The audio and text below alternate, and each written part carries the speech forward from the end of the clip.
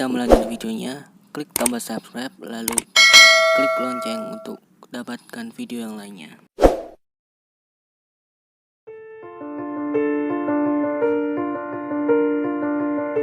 Memasuki dekade kedua abad ke-21, dampak-dampak perubahan iklim terasa di seluruh dunia saat ini.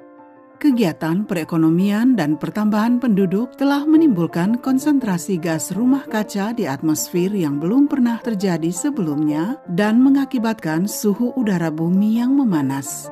Permukaan air laut naik, kadar asam laut meningkat, dan iklim yang berubah memberikan dampak pada sistem alam dan manusia di semua benua. Pada tahun 2009, Indonesia menjadi negara berkembang pertama yang mengumumkan akan mengurangi emisi gas rumah kaca. Kepulauan yang terbesar di dunia ini menyadari kerentanannya terhadap perubahan iklim dan berkomitmen untuk mengurangi emisi hingga 26% pada tahun 2020 atau 41% dengan dukungan internasional.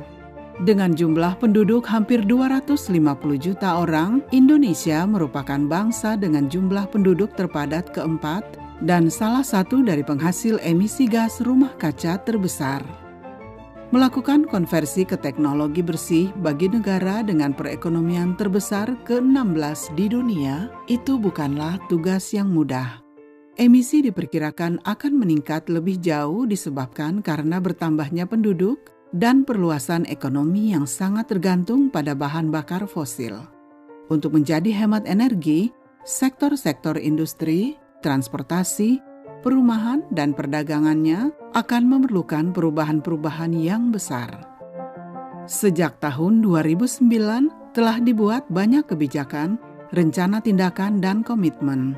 Akan tetapi, sebenarnya berapa banyak dana yang telah digunakan oleh pemerintah Indonesia untuk penanggulangan perubahan iklim? Apakah dana tersebut digunakan untuk kegiatan-kegiatan yang dapat mencapai sasaran rencana negara untuk mengurangi emisi yang ambisius tersebut?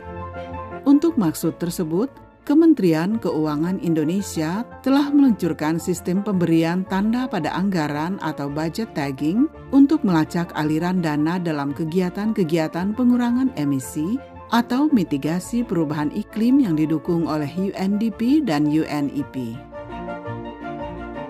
Kementerian Keuangan bertujuan untuk memahami apakah kegiatan-kegiatan yang sekarang didanai itu dapat mencapai sasaran-sasaran reduksi emisi. Sistem tersebut akan memberi tanda dan kemudian akan digunakan untuk menilai efektivitas kegiatan-kegiatan berdasarkan kontribusi mereka terhadap pengurangan emisi. Ini adalah sebuah cara untuk mengetahui berapa banyak anggaran yang telah dialokasikan dan bagaimana anggaran tersebut dipergunakan.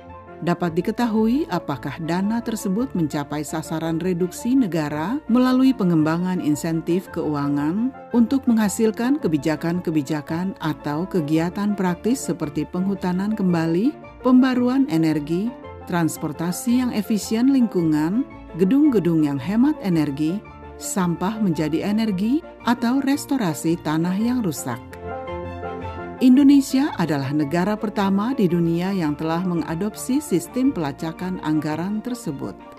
Sistem tersebut harus diberlakukan di 7 kementerian pada tahun 2015. Douglas Manurung adalah Direktur Pengelola TPST Bantar Gebang, sebuah fasilitas pengolahan limbah yang bekerja di Bantar Gebang, sebuah tempat pembuangan akhir yang terbesar di Indonesia. Perusahaan ini menerima 6.000 ton limbah dari Provinsi Jakarta setiap harinya. Mereka memilahnya mengkonversi sampah organik menjadi pupuk dan mengkonversi limbah plastik menjadi pelet plastik yang dapat dijual.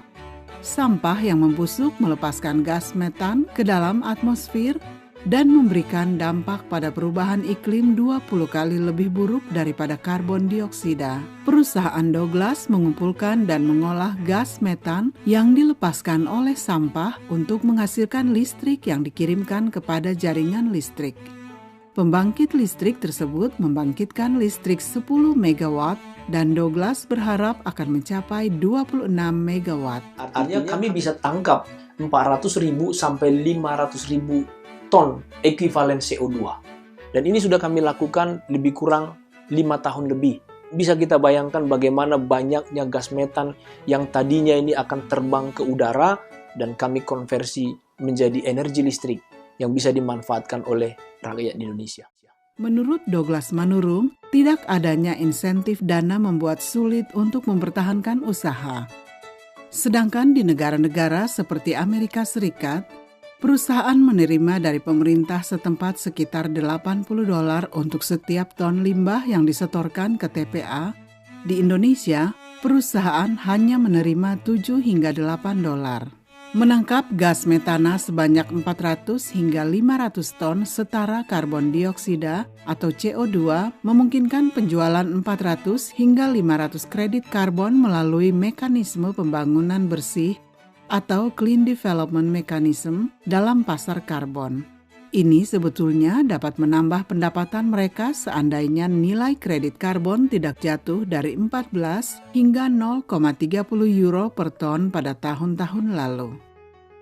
Meskipun proyek-proyek seperti Majestic Buana Group atau TPST Bantar Gebang melakukan pekerjaan yang luar biasa untuk mengurangi emisi, namun pada akhirnya, insentif atau disinsentif pemerintahlah yang memungkinkan mereka untuk gagal atau berkembang. Pemerintah perlu mengenali jenis kegiatan strategis yang dapat menciptakan lingkungan yang ramah bagi masyarakat dan investasi swasta yang berhasil. Dan sistem pemberian tanda dan sistem penilaian dapat membantu melakukan itu.